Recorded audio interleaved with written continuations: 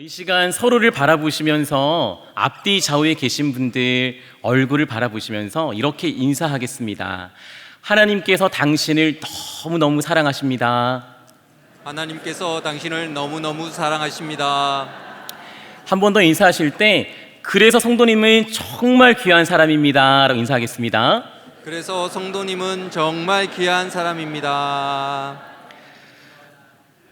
이 저녁 여호와 일에 하나님을 이해하는 믿음이라는 제목으로 함께 말씀을 여러분과 나누고자 합니다. 제3자의 눈에 비친 누군가의 오늘은 지극히 평범해 보입니다. 내 눈에는 잔잔하게만 보이는 그 사람의 오늘은 사실 잔잔하지만은 않습니다. 결코 평범할 수 없는 숱한 어제들이 응축된 결과물이 그 사람의 오늘이기 때문입니다. 여러분의 오늘은 어떻습니까? 그저 평범하게 얻은 하루인가요? 장석주 시인의 대추 한 알이라는 시가 있습니다. 제가 정말 좋아하는 시인데요, 제가 한번 읽어드리겠습니다.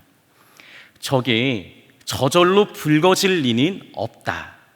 저 안에 태풍 몇 개, 저 안에 천둥 몇 개, 저 안에 벼락 몇 개가 들어서서 붉게 익히는 것일게다.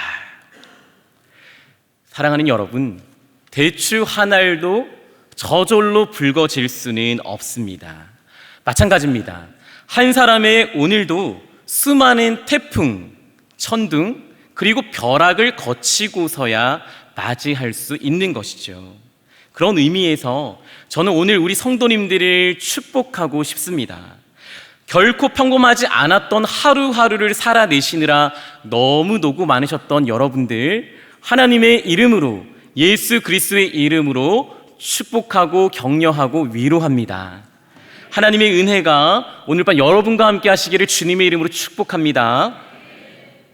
저는 결코 평범하지 않았던 한 남자의 이야기를 나누고자 합니다. 겉으로는 부와 명예, 사랑스러운 아내, 그리고 너무나도 애지중지했던 아들을 가졌던 성공적인 아버지였고 성공자의 표본이었습니다. 적어도 제3자의 눈에는 그렇게 보였습니다. 하지만 그 사람의 행복한 하루를 맞이하기까지 그에게도 수많은 태풍과 천둥, 벼락이 있었겠죠. 그 남자의 하루는 결코 저절로 주어졌을 리는 없습니다. 제가 오늘 나누고자 하는 사람은 창세기 22장에 등장하는 아브라함, 125세에서 130세가 되었을 아브라함입니다. 창세기 22장 1절은 아브라함을 이렇게 소개하고 있죠. 그 일 후에. 여기서 말하는 그 일은 어떠한 특정한 사건 하나를 말하는 것은 아니고요, 특정한 한 날을 말하는 것도 아닙니다. 공동 번역은 이렇게 번역을 하고 있는데요, 이런 일들이 있은 뒤에 여러 많은 일들이 있었다라고 성경은 고백하고 있는 거죠. 그렇다면 여기서 말하는 이런 일들은 무엇을 의미할까요? 아브라함이 만났던 수많은 인생의 태풍, 그리고 수많은 인생의 천둥, 그리고 벼락은 아니었을까요? 좀 더 고상하게 말을 하자면 인생 앞에 주어졌던 아브라함의 인생 과제들이 아니었겠습니까? 정신분석학자 에릭 에릭슨은 인생에는 모두 인생 과제가 있다라는 말을 했습니다. 적어도 사람에게는 8번, 8단계의 연령에 따른 과제가 있다고 그는 말을 했습니다. 시기마다 찾아오는 인생 과제를 잘 받아들이고 잘 넘어서야만 그 사람의 인생이 안정적이고 성공적일 수 있다고 그는 말했습니다. 비단 거창한 학자의 이론이나 근거가 필요하지는 않습니다. 우리는 모두 경험적으로 잘 알고 있지 않습니까? 우리 인생에도 천둥이 있었고요, 우리 인생에도 벼락이 있었고요, 우리 인생에도 수없이 많은 태풍이 있어서 고초를 겪고 오늘 우리는 여기까지 와서 이 자리에 앉아 있는 것입니다. 고등학교를 예를 들어 볼까요? 고등학생은 대학만 가면 행복한 줄 압니다. 그렇던가요? 막상 입학했더니 취업이라고 하는 또 다른 장벽, 인생 과제가 그들의 앞에 놓여져 있습니다. 취업을 준비하는 청년들과 통화를 할 때면 종종 그들의 울음소리를 듣곤 합니다. 얼마나 지치고 얼마나 힘겨웠기에 그들이 그토록 우는 걸까요? 그렇게 힘들게 취업을 하면 다 된 걸까요? 그렇지 않죠. 직장이 생기면 직장 상사와의 관계, 동료와의 관계, 승진 문제, 거기다가 결혼이라고 하는 인생 일대의 거대한 과제가 그들 앞에 놓여 있습니다. 사랑하는 사람을 만나면 좀 괜찮은 것 같아요. 그리고 결혼을 하면 평생 행복할 것 같은데 그것도 아닙니다. 많은 경우, 모두의 경우는 아니겠지만 많은 경우 출산과 임신이라고 하는 또 다른 인생 과제를 맞닥뜨리게 되어 있습니다. 출산을 해야만 행복한 것은 아닙니다만 신혼부부를 섬기는 저에게는 임신을 하지 못해서 내가 생각하는 나의 때에 임신이 되지 않아서 출산이 원처럼 되지 않아서 힘겨워하고 우는 분들, 아파하는 분들이 너무나도 많습니다. 그 아픔을 겪어보지 않은 사람들은 알 수가 없는 거죠. 아브라함도 그랬습니다. 약 50년 전, 지금으로부터 창세기 22장으로부터 50여 년 전에 하나님께서 나타나시기 전 그는 꽤 잘 나가던 사람이었던 것 같습니다. 당대 최고의 신도시라고 불릴 수 있었던 갈대아 우르에서 신혼집을 마련하고 살고 있었는데요. 임신과 출산은 좀처럼 마음대로 되지는 않았던 것 같습니다. 힘겨워하고 있던 그에게 하나님께서 나타나십니다. 그리고 대뜸 이렇게 말씀하십니다. 너는 너의 고향을 떠나라. 너의 친척을 떠나고 너의 아빠의 집을 떠나라. 그리고 내가 너에게 가라고 하는 그 땅을 향해 가라라고 말을 하는 거죠. 고향과 친척과 아버지의 집은 나의 뿌리인 거죠. 근데 그 뿌리를 떠나서 어디론가 내가 알지도 못했던 곳을 향해 떠나라고 하십니다. 그래도 괜찮았던 건 약속이 있었기 때문입니다. 후손을 주시겠다는 약속, 아들을 주시겠다는 약속, 그 아들뿐 아니라 큰 민족을 이루게 하시겠다는 약속이 그에게 주어졌습니다. 아브라함은 즉각 순종합니다. 거기가 어딘지는 전혀 모르지만 가라 하시니 그저 갔습니다. 그렇게 떠난 나그네의 삶, 이 과제만 넘어서면 행복할 줄 알았는데 나그네의 삶이 좀처럼 녹록지 않습니다. 겨우 도착했는데요. 왜 하필 내가 도착했을 때 그런 걸까요? 그 땅에 기근이 듭니다. 결국 애굽이라고 하는 이웃나라로 이민을 가야 하는 처지에 맞닥뜨리게 되었습니다. 거기서는요, 조금 속된 말로 쪽팔렸어요. 왜요? 자기의 아내를 누이라고 거짓말을 해야만 했습니다. 살려고 발버둥을 친 것인데 평생토록 밤에 이불킥을 하고 부부싸움마다 여보 그때 왜 그랬어? 라는 말을 들어야만 되는 남자 같지 않은 행동을 해야만 했습니다. 실패투성이긴 했지만 아브라함은 기다렸습니다. 약속을요. 하나님이 주시겠다는 그 약속, 아들을 향한 약속을 기다렸지만 문제는 아무리 기다려도 하나님이 주시겠다던 약속은 나에게 다가오지 않습니다. 사라져 버리신 걸까요? 어느 날은 그냥 포기해야겠다 싶어서 내 몸종에게 내가 가지고 있던 재산 전부를 물려주겠다고 합니다. 또 언젠가는 안 되겠다, 하나님을 믿고 따르면 안 되겠다는 생각에 그냥 내 입으로 해보자 하고 내 눈에 보이는 여종 하갈을 데리고 와서 동침을 하고 아들을 만들어냈습니다. 그래, 내 힘으로 아들을 만들었어. 하나님의 약속보다 낫지라고 생각할 줄 알았는데 하나님은 그때 나타나셔서 이스마엘은 아니라고 말씀을 하십니다. 그러면 주시던지요.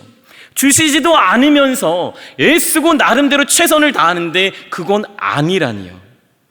힘들고 어려웠는데 이번에는 조카 롯이 전쟁에 빠집니다. 그냥 있을 수가 없어서 전쟁터에 뛰어듭니다. 그 늙은 나이에, 그 많은 나이에도 불구하고 전쟁을 직접 치르는 전사가 되기도 했습니다. 약속의 말씀을 따라 떠났던 25년, 그에게도 태풍, 천둥, 벼락이 수없이 많이 있었던 거죠. 그러다 100세가 됩니다.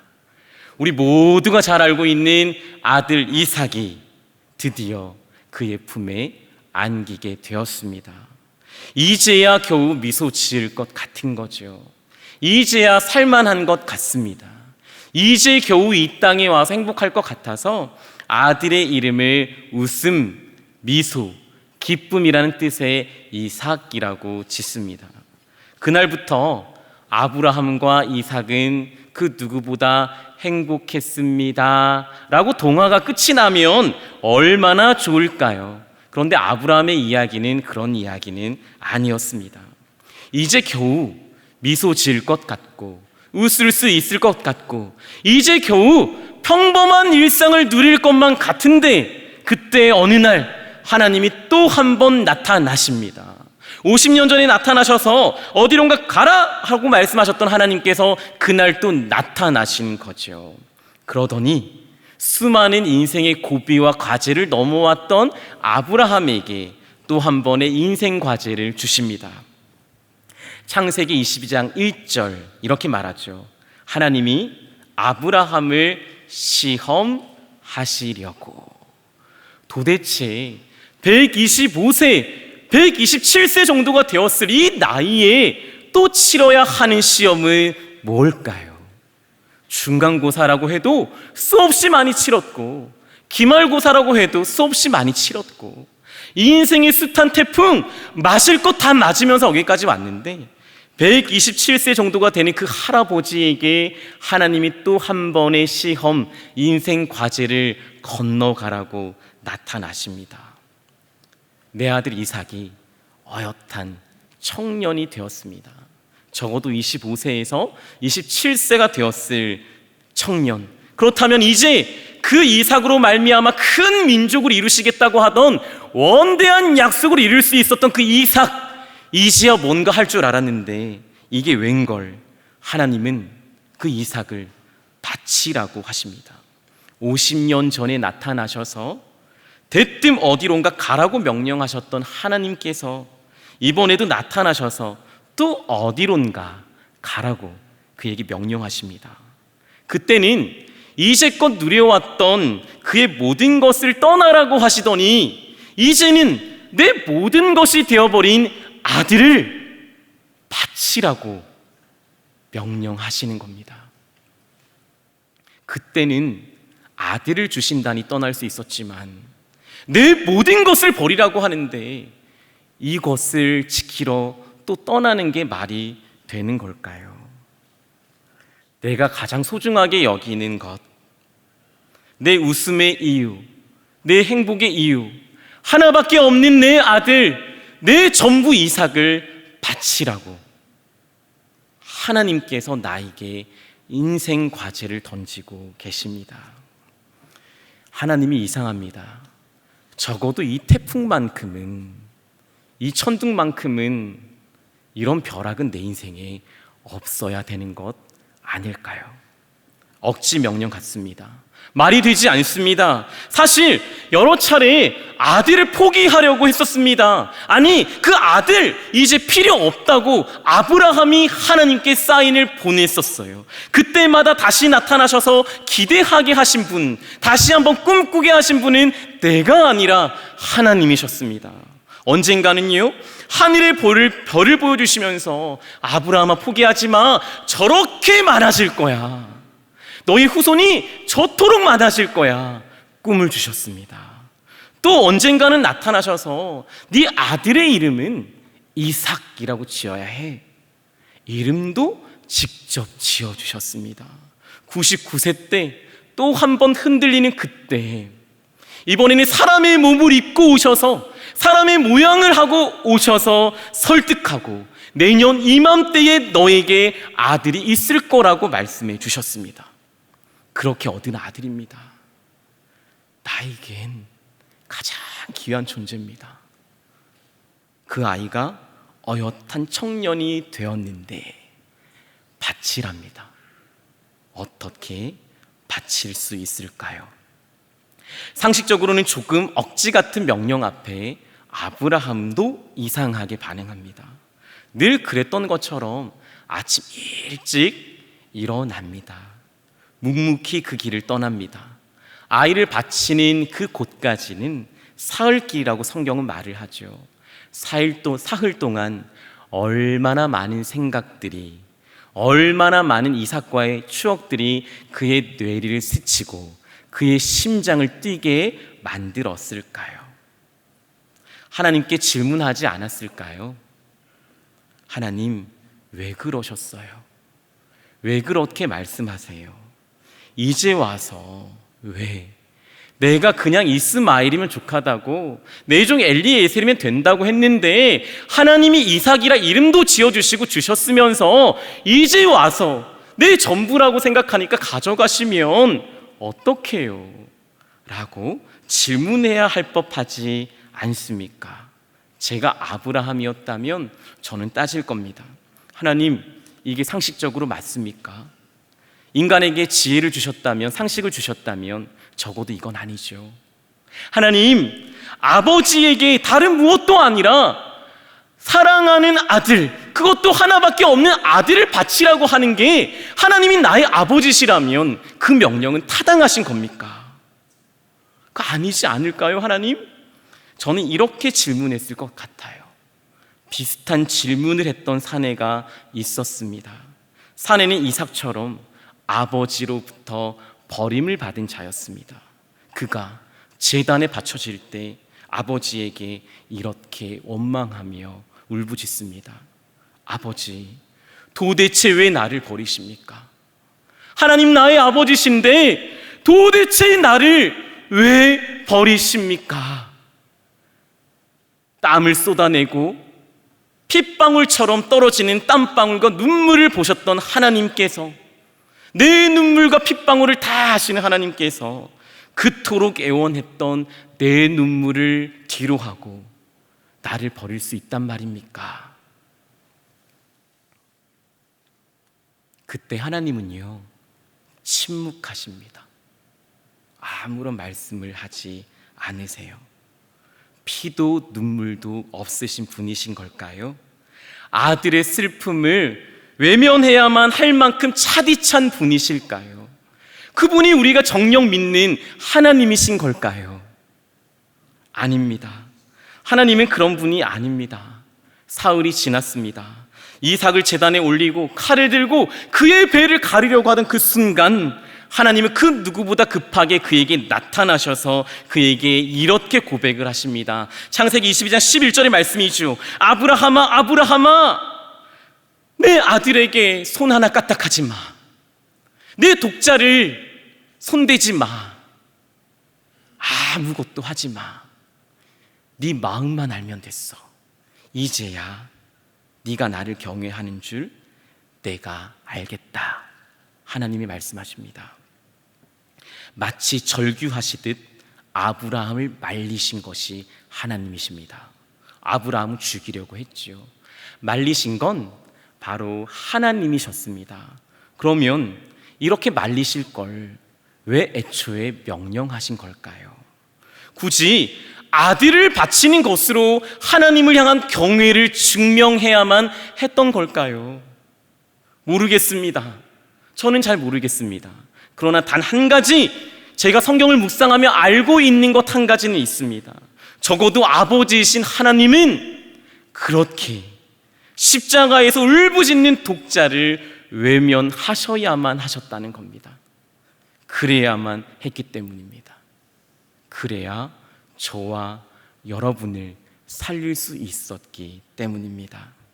그 제단에서 누군가 대신 죽어야 다른 누군가를 살릴 수 있는 것이기 때문이지요. 아브라함은 그날 하나님의 만류 때문에 칼을 내려놓습니다. 주위를 둘러보지요. 거기 하나님이 미리 준비하신 수양 한 마리가 떡하니 있더군요. 제단에 바쳐진 건 이삭이 아닙니다. 하나님이 준비하신 수양이었습니다. 하나님은 그 양을 받으실 작정이었지 이삭을 애초부터 받으실 마음이 없으셨던 겁니다. 그날 아브라함은 그곳의 이름을 여호와 이레라고 부릅니다. 여호와 이레란 여호와의 산에서, 하나님의 산에서 준비되리라 라는 뜻입니다. 하나님은요, 하나님의 산, 그 모리아 산에 바쳐질 제단 위에 올려질 어린 양을 이미 준비하고 계셨던 거지요. 모리아 산이 어떤 산일까요? 하나님의 산, 그 산이 어떤 산일까요? 하나님이 다윗을 만난 산입니다. 솔로몬의 성전이 우뚝 섰던 곳입니다.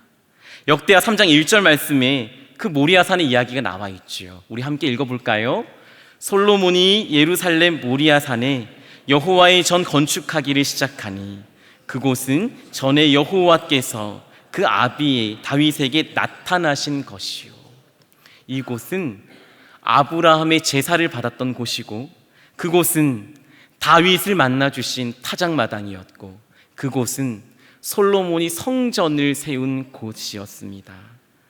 아브라함이 이삭과 함께 올랐던 이 산의 또 다른 이름은 시온산이라고 부릅니다. 2000년이 지난 어느 날 그 산에 또 다른 아버지와 아들이 제사를 드리러 왔습니다. 모리아산은 2000년 뒤 갈보리산이라는 이름으로 불리어집니다. 혹은 골고다 언덕이라고 불리어졌습니다. 그 제단에 바쳐진 건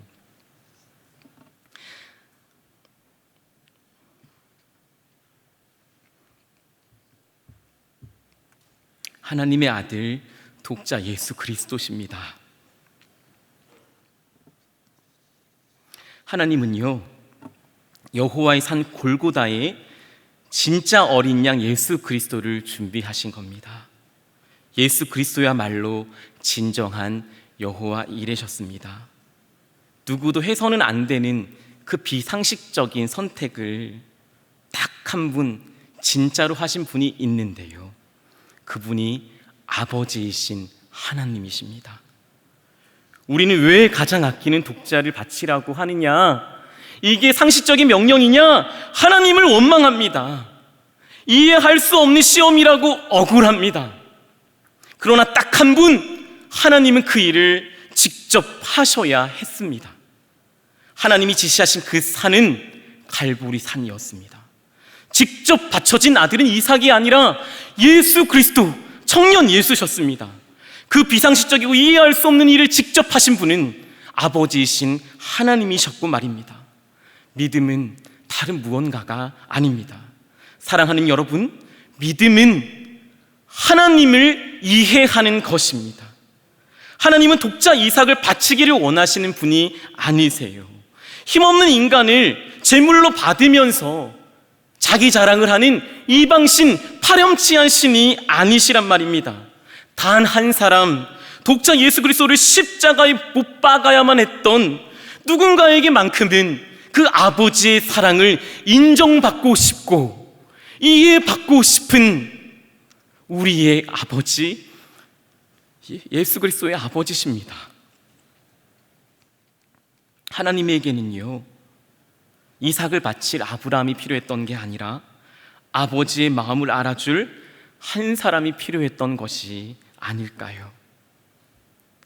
사실 우리야 독자 이삭을 바치는 게 이 인신 제사가 비상식적이라고 말할 수 있지만, 철학자 키에르 케고르는 그것이 바로 미친 명령이라고 말을 했지만, 당시 가나안 문화에서 보면 비상식적인 행동은 아니었습니다. 아니, 정확하게 말하면요, 이방 신들은 그 인신 제사를 기대하고 원했습니다. 그리고 이방 신을 섬기는 사람들은 그 인신 제사를 마치 자랑처럼 드렸습니다.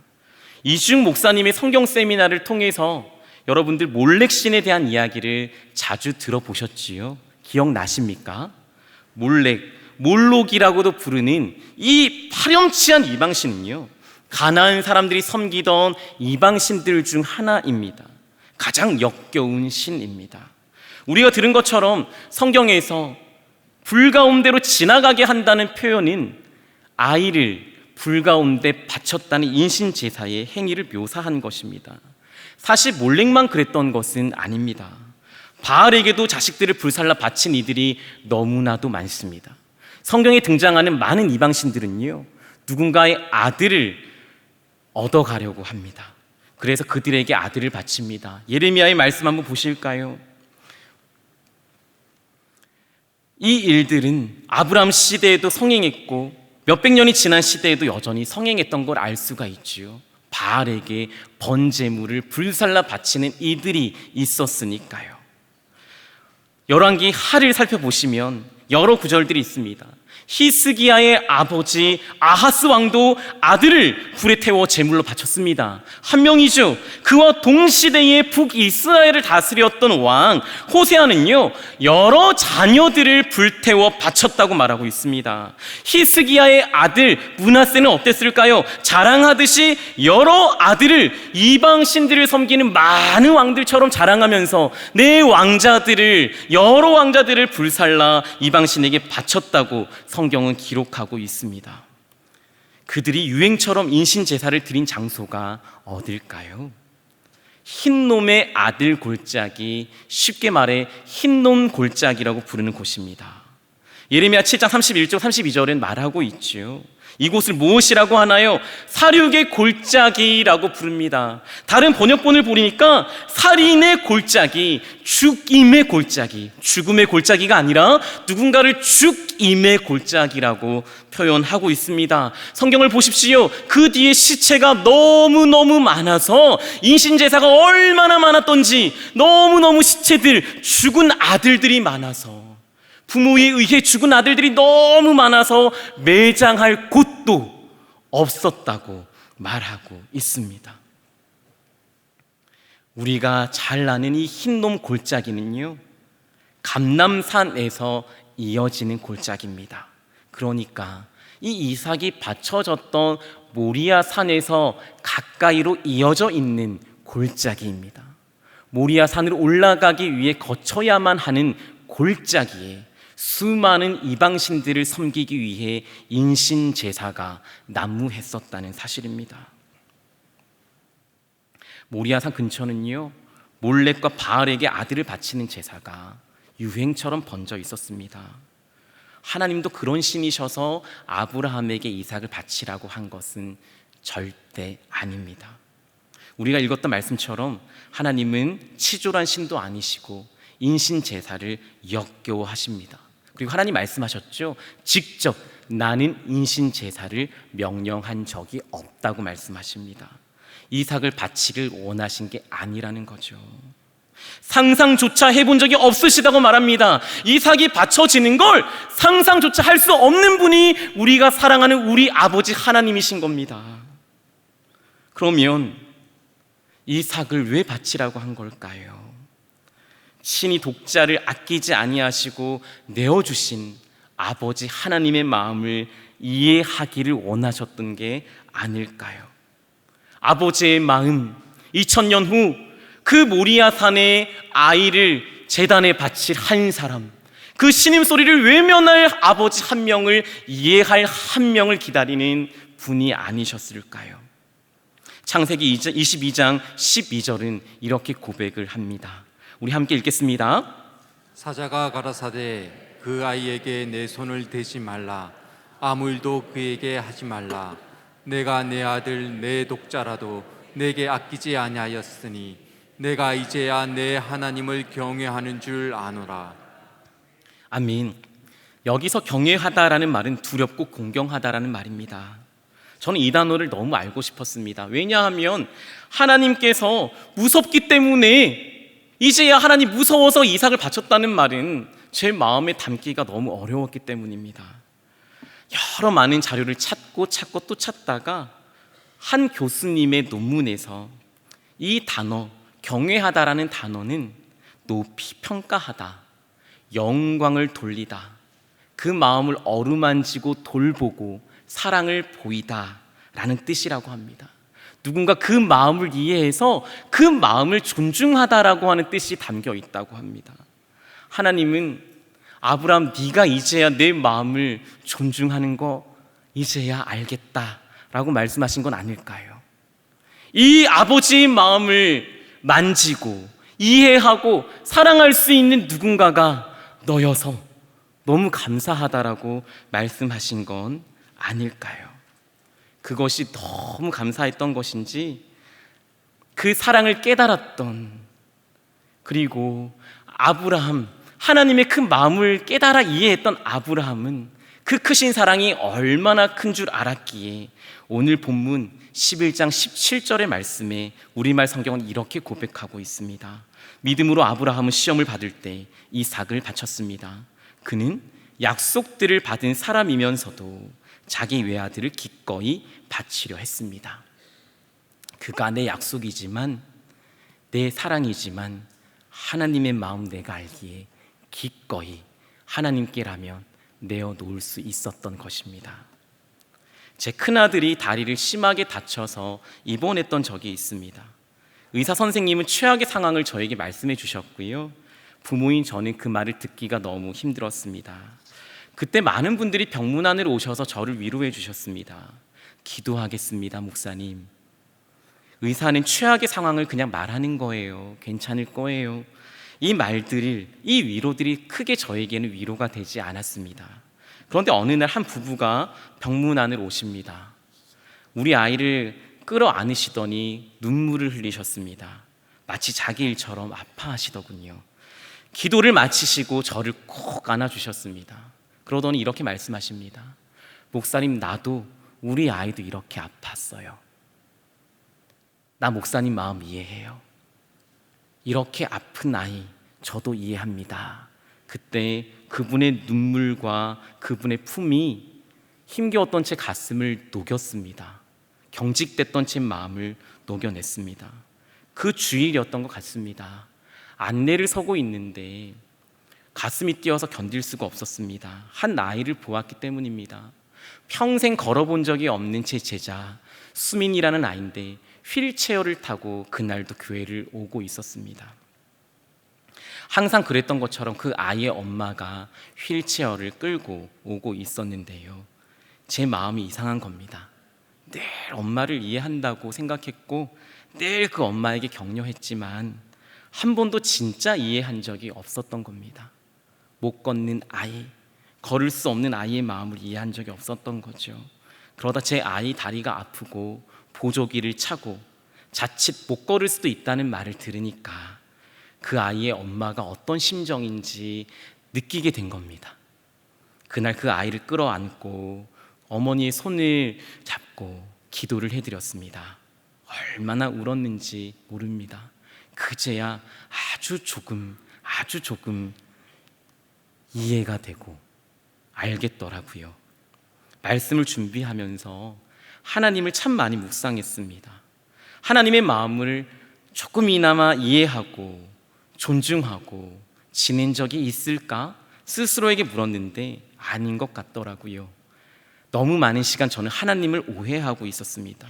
왜 나에게 이러시는지, 왜 나에게만 윽박 지르시는 것 같은지, 왜 나에게만 이렇게 엄격한 것 같으신지, 왜 내 삶에만 이토록 태풍과 천둥과 벼락이 치는 것 같은지, 하나님 왜 그렇게 비상식적인 행동을 하시고 명령을 하시는 것 같으신지 제가 이해할 수 없었을 때가 너무 많았던 겁니다.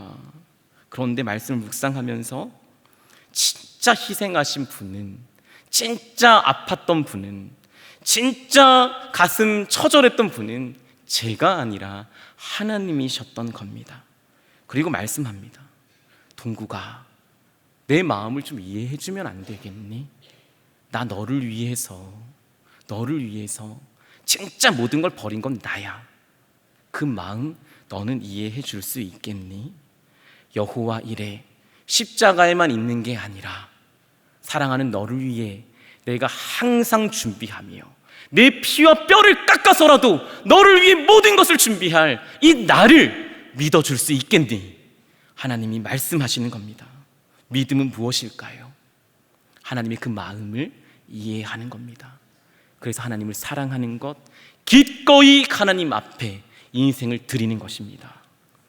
여호와 이레를 믿고 십자가의 아들을 다시면서 여러분에게 모든 것을 허락하기로 작정하고 계시고 죽어서라도 모든 것을 베풀어 주기 원하시는, 모든 것을 준비하시는 여호와 일의 하나님을 신뢰하며 기꺼이 인생을 드리고 살아가시는 저와 여러분이 되시기를 주님의 이름으로 축복합니다. 이 시간 우리 함께 찬양했으면 좋겠습니다. 하나님의 사랑을 기억하시면서 그 사랑이 얼마나 위대한 사랑인지 세상은 표현 못해도 나는 표현하고 나는 알아드리겠다고 고백하는 시간이 되기를 바랍니다. 다 표현 못해도 나 표현하리라. 다 표현 못해도 나 표현하리라. 다 고백 못해도 나 고백하리라. 다 알 수 없어도 나 알아가리라. 다 닮지 못해도 나 닮아가리라. 다시 한번 고백합니다. 다 표현 못해도 다 표현 못해도 나 표현하리라.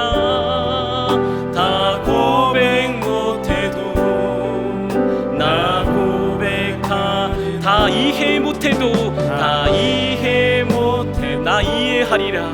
나 이해하리라. 다 닮지 못해도 나 닮아가리라. 그 사랑 노래합니다. 그 사랑 얼마나 아름다운지. 그 사랑 날 부욕해 하는지. 그 사랑 얼마나 크고 놀라운지를. 그 사랑 얼마나 나를 감격하게 하는지. 그 사랑 날 위해 죽으신, 날 위해 다시 사신 예수 그리스도. 다시 오실 그 사랑. 죽음도 생명도 천사도 하늘의 어떤 권세도 끊을 수 없는 영원한 그 사랑 예수. 마지막 고백합니다. 그 사랑 날 위해. 그 사랑 날 위해 죽으신, 날 위해 다시 사신 예수 그리스도. 다시 오실 그 사랑. 죽음도 생명도 천사도 하늘의 어떤 권세도 끊을 수 없는 영원한 그 사랑 예수. 이 시간 앞에 있는 기도의 제목을 함께 읽겠습니다. 여호와 이레의 하나님, 우리를 위해 아들을 내어주신 사랑에 감사드립니다. 하나님을 이해하는 믿음의 사람 되길 원합니다. 그 크신 하나님의 사랑 앞에 변화되게 하옵소서. 하나님이 기다리는 한 사람, 믿음의 사람 되게 하옵소서. 이 기도의 제목을 가지고, 오늘 말씀을 가지고 함께 기도하시겠습니다. 하나님 아버지 감사합니다. 하나님이 여호와 이레 되어주심을 믿습니다. 아들을 내어주신 사랑에 감사를 드립니다. 하나님 그 제단에 바쳐진 건 이삭도 우리의 인생도 아니라 하나님 아버지 독생자 예수 그리스도심을 믿습니다. 하나님의 마음을 이해하기를 원합니다. 하나님을 경외하는 자가 되기를 소망하고 원합니다. 그 크신 하나님의 사랑 앞에, 하나님의 그 마음 앞에 아버지 우리가 목 놓아 외치는 자들 될 수 있도록 주여 은혜를 베풀어 주시옵소서. 하나님이 기다리시는 한 사람, 하나님이 원하시는 하나님의 마음을 이해하는 여호와 이레를 기다리는 믿음의 사람 주여 되게 하여 주시옵소서.